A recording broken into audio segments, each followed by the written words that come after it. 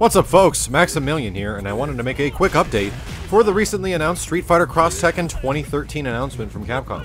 For you guys that don't know, this was announced recently at New York Comic-Con, and it's going to be the official update for Street Fighter X Tekken that is hoping to fix a lot of the issues with the game and kind of present everything in a new system in a new light. We're going to break down a few of these highlighted like system features now and some of the character changes.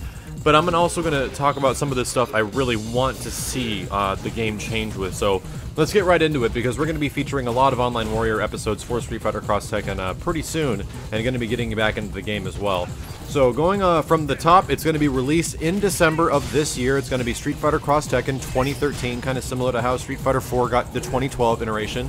But with this game, so here's the big system changes. Throws are going to be a bit faster now, from 7 frames to 5 frames. This is a very small change, but to give you an example, Street Fighter 4's throwing, it seems pretty quick, and that's a 3-frame startup. And now in Street Fighter X Tekken, it's going to be 5, so it'll make throws a little more viable.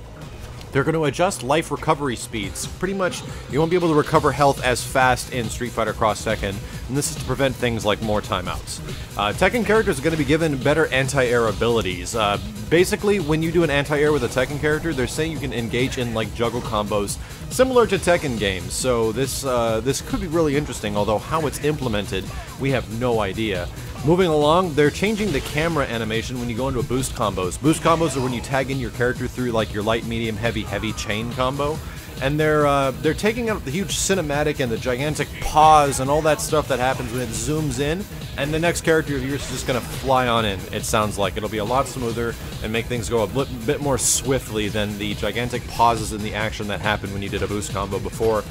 They're saying how recoverable health is on the health bar is going to be changed in color so that it's easier to see, and this seems really. This seems good, but it seems like a real fluff thing. Like I don't understand why this is really important. They also said that the glowing effect for gem activation has been changed. You're like less glowing now, and I guess that's good for the fact that we have a lot of custom colored characters. But once again, another fluff thing, something that kind of bugs me, even though they are changing it. At the start of the round, when the big fight symbol comes up and the graphic, appears. Well, it turns out they're going to make the graphic disappear quickly. Now, I'm a little disappointed with this, because this doesn't seem like very good changes. This doesn't seem like the necessary changes they should be taking to the game. And there's a couple of other balance tweaks, but mostly to characters, so that's pretty much it. Now, I'll talk about a few of the character changes that I'm kind of excited about, but for the most part, there's a couple of things that have me excited, which is the throws. I think giving characters better throw options is a really good thing. I still engage in throws a lot, but if you have people that, absolutely know you're going to throw, you'll get hit really bad, and it'll hurt a lot. Life recovery speed sounds good. That sounds great. That sounds like an excellent way to try to make a little bit less timeouts. Giving Tekken characters a little bit more abilities, I don't know if that's exactly necessary, because a lot of Tekken characters are already really good in themselves, and it's not like for the most part they're really bad. There's probably just the equal amount of Street Fighter characters that aren't as good as other Tekken characters, so I don't know. Excited about the boost combo thing, but for the most part everything else is just super fluff, and it's like you guys need to tackle the bigger issues in this game, and it really could be that they're having a very hard time trying to figure out a good medium ground for Street Fighter X Tekken, and these little minor adjustments, they feel like really minor adjustments they feel will really change the game, and I'm not too sure about that. One thing I would like to see them tackle is removing time being to stop the timer from keep on running when cinematic things happen. For you guys that don't know, when you do big cinematic supers that involve both your characters in Street Fighter X Tekken, it takes a long time, like upwards of 15 seconds with some supers that involve characters like Jin, for example.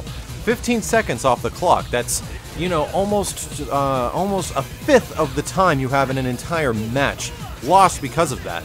I would really appreciate it if all cinematic supers and all supers of that kind that actually go into a cinematic process, like Ultimate Marvel vs. Capcom 3, does not take time off the clock. I think that would do a huge justice to the game and actually make things a lot easier, on top of some other changes that I would hope they would actually go about changing. I don't know, we'll see. It's gotten to the point where I think they're relying way too much on the gems. They're not really talking about gems at all.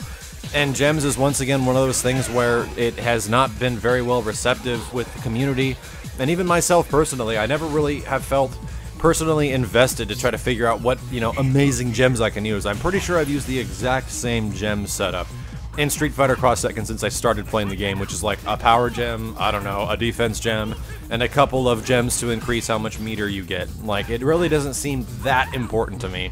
And I hope that they're not relying on that too much, because the core of the game is what really needs to be adjusted. Like, I'm shocked there's nothing in here for Pandora. I really am. So let me know what you guys think about Street Fighter Cross Tekken 2013. This is just the first set of balance changes that they're going to be making to the game and patch notes. Hopefully there'll be more, and hopefully by the time the game finally comes out with the patch in December, we'll see a bit. The other things I wanted to talk about before we go are some of the balance tweaks to the individual characters. Supposedly Ken got a better distance on his super, and the damage has been increased, which was good because Ken's super was really bad. Like, it became really difficult to connect in the middle of combos sometimes, and it just didn't make him go anywhere. Now they're actually increasing the distance, which is a good thing. For some reason, they're giving Kazuya buffs. I don't know why. His EX God Fist is now completely invulnerable. Cammy has another option with Hooligan Combination, and she can take off Cannon Strike to EX. Julia is increased damage on Lashing Arrow EX with wall bounce damage, and there's a lot more, but you guys can check it out on shoryuken.com or Event Hubs. But yeah, leave me a comment of what you think about Street Fighter Cross Tekken, and we'll be getting back into the Online Warrior for this game very soon. My name is Maximilian, and I'll see you guys next time.